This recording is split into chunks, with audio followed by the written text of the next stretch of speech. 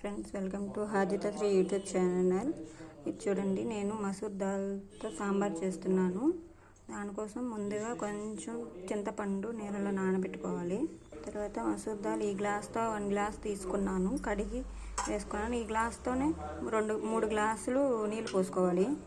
3 గ్లాసుల నీళ్ళు పోసాను. 4 తెల్లగడ్డ రెమ్మలు. కొంతమందికి అలవాటు ఉంటుంది, కొంతమందికి అలవాటు ఉండదు. మేము వేసుకుంటాం కాబట్టి మేము వేసుకున్నాము, మీరు స్కిప్ చేయొచ్చు. కుక్కర్ కట్టేసి 3 నుంచి 4 విజిల్స్ వచ్చే వరకు చూడాలి. పప్పు ఉడికే లోపల కూరగాయలన్నీ కట్ చేసి పెట్టుకుందాం.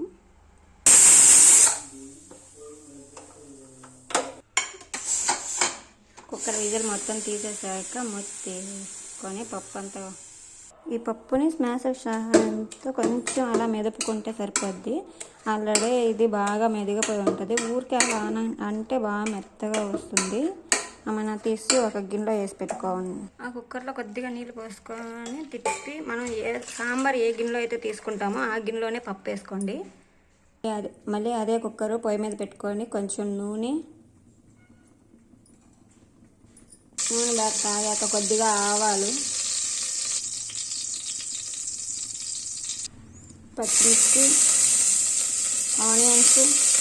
ఇప్పుడు ఇవి 2 బాగా వాడ్చాక టమాటాలు, కొద్దిగా ఉప్పు వేసుకొని కొంచెం మంట సిమ్లో పెట్టుకోవాలి.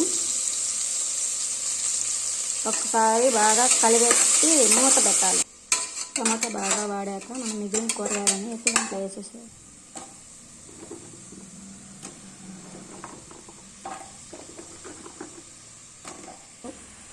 కూరగాయలు ఉడకడానికి కొంచెం వాటర్, ఉప్పు, మిరప్పొడి, పసుపు ఒక్కసారి బాగా కలిపెట్టి మూత పెట్టి ఒక 2 నిమిషాలు బాగా ఉడకబెట్టి.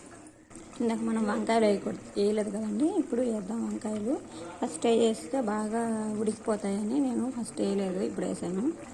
5 నిమిషాలు ఉడికిన తర్వాత ఇప్పుడు చింతపండు నీళ్ళు పోసుకుందాము. చింతపండు నీళ్ళు పోసిన తర్వాత మరో 5 నిమిషాలు బాగా ఉడకనివ్వండి. బాగా ఉడకనిచ్చి పప్పు పోసుకోవాలి.